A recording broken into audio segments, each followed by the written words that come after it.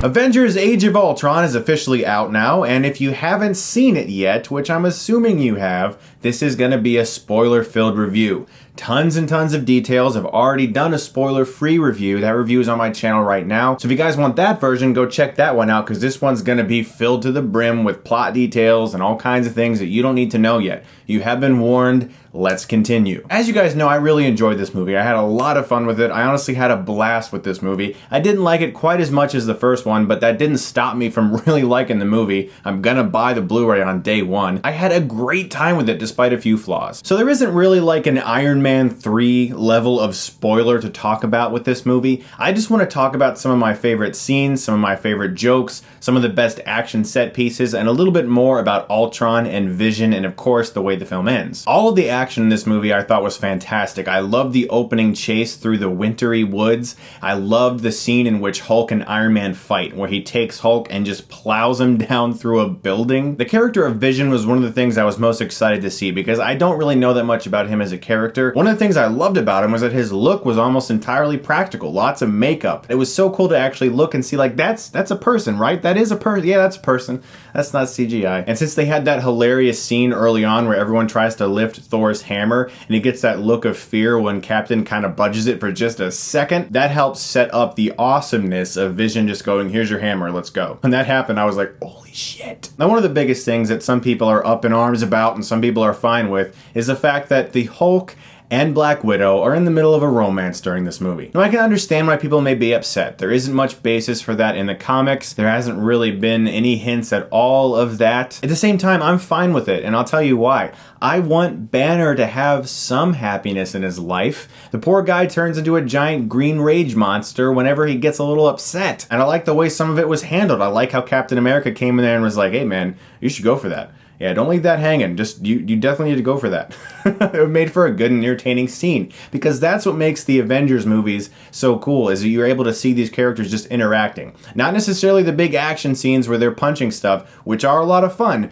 but it's cool to just see these guys sitting around in a room and talking, because these are the kind of things that we never thought we'd get to see as comic book fans growing up. And you may be thinking, well, that's what made the Hulk interesting. He wasn't a happy character, you know? He didn't have these things in life. He didn't have happiness in life. Well, you'd be right. The film still ends with him that way, because he's flying off somewhere. Poor little Hulk is in a ship just flying off, abandoning everyone, and we don't know what's going to happen. So it's clear that Whedon understands what makes these characters work, but he's also really good at turning those things on their heads. Now, a big surprise to me in this movie was Hawkeye going home and he has a family. Now, obviously, Whedon is attempting to humanize Hawkeye and make him someone that's just not, you know, Legolas. And he did a good job with that. I like the fact that they have a safe house and that it happens to be Hawkeye's house. What's kind of silly is Nick Fury just appearing there randomly. You know, like there's certain things like that was like, well, Nick Fury, you are good. It's like Nick Fury just has like a homing device for all the Avengers. He just knew to be in that exact barn at that exact moment. It was just so random. But again, these little scenes make for great comedic moments, like Thor stepping on the kids' Legos and trying to hide them. I mean, it just little stuff like that throughout this movie. Or Tony Stark hoping that the wall is a secret door, and when it opens and he's like, yay. I mean, those little moments are just priceless. Let's talk a little bit about Ultron, because he was one of my biggest issues with the movie. Once he's established as a villain, I really liked him. I'm not talking about him, just his creation, really. It's so quick. It's really, honestly, a montage. It was kind of like how the first Captain America film montaged through some of the coolest moments of him being a superhero for the first time in his full costume. They kind of montaged through the creation of Ultron. It's so fast, and then all of a sudden he's like this thing floating, and he attacks Jarvis. Their brains, their computer things attack, and then all of a sudden he's Ultron. And I was with it throughout that sequence because his consciousness takes over one of the suits and starts to talk to all the Avengers, and that was all really well handled. It's almost the very next scene where Ultron's just sitting in a room somewhere with Quicksilver and Scarlet Witch. He's got a body. Everything is all worked out. His plan is laid out. It was so rushed. That was my biggest issue with this movie, really, was how rushed the creation of Ultron was. I like Ultron once he is Ultron. I think it's funny that he is funny. I think he's a badass villain, but there just wasn't that much of him involved in the final battle either, really.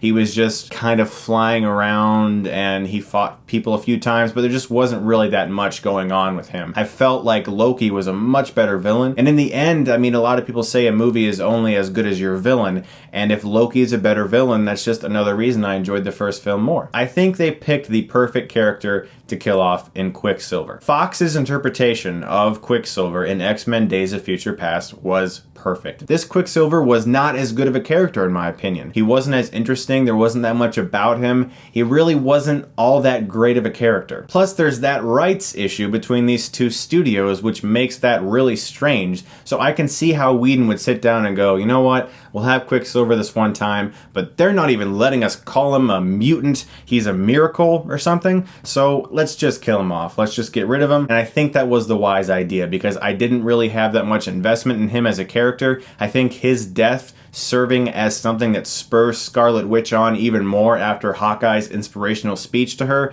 is the perfect thing that needed to happen with Quicksilver. You guys already know I had a ton of fun with this movie. I can't wait to see it again. I'm looking forward to seeing it again. Those are some of my spoilerific thoughts on Avengers Age of Ultron. Also, this upcoming week, I'm going to be in LA. I'm going to be hitting the Schmoes Know podcast as well as Screen Junkies movie fights. I can't wait to go on there. So look forward to that, guys, and thank you so much as always for watching. And if you like this, you can click right here and get Stuckmanized.